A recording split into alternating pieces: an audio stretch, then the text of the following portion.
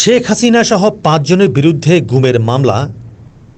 ২০১৫ সালে রাজধানীর উত্তরা থেকে গুম করার অভিযোগে সাবেক প্রধানমন্ত্রী শেখ হাসিনা, সাবেক স্বরাষ্ট্রমন্ত্রী আসাদুজ্জামান খান সহ ৫ জনের বিরুদ্ধে মামলার আবেদনটি সংশ্লিষ্ট থানাকে এজাহার হিসেবে গ্রহণের নির্দেশ দিয়েছে আদালত। বুধবার ১৪ই আগস্ট দুপুরে ঢাকার মেট্রোপলিটন ম্যাজিস্ট্রেট ফারজানা শাকিলা সুমু চৌধুরীর আদালতে ভুক্তভোগী সুপ্রিম কোর্টের আইনজীবী সোহেল রানা নিজেই এই আবেদন করেছেন। এ সময় আদালত বাদীর জবানবন্দি রেকর্ড করে উত্তরা পশ্চিম থানা পুলিশকে মামলাটি এজাহার হিসেবে গ্রহণের নির্দেশ দেন। মামলায় সাবেক আইনমন্ত্রী আনিসুল হক, সাবেক আইজিপি শহীদুল হক, র্যাবের সাবেক ডিজি বেনজির আহমেদ এবং র্যাবের অজ্ঞাত ২৫ সদস্যকে আসামি করার আবেদন করা হয়েছে।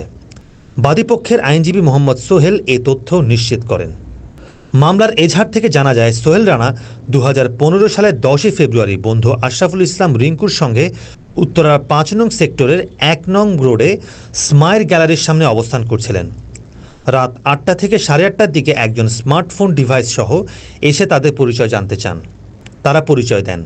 পরে তাদের দুজনকে জরুরি কথা আছে বলে একটি গাড়িতে উঠিয়ে নিয়ে যায়।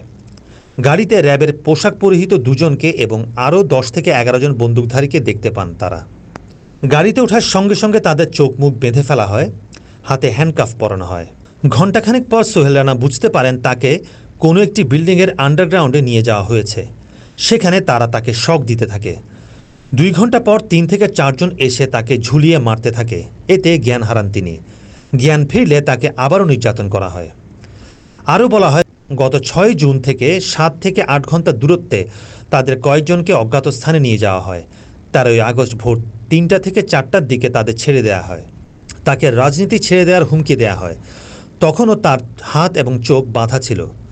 বাদীমুক্ত হয়ে জানতে পারেন, শেখ হাসিনার হুকুমে অন্যান্য আসামিরা দেশের একনায়কতন্ত্র ও স্বৈর শাসন ব্যবস্থা কায়েমের জন্য দেশে গুমের নামে অপহরণ ও বিনা বিচারে হত্যাযজ্ঞ চালাচ্ছে এবং তিনি নিজেই এই নিপীড়নের শিকার হয়েছেন।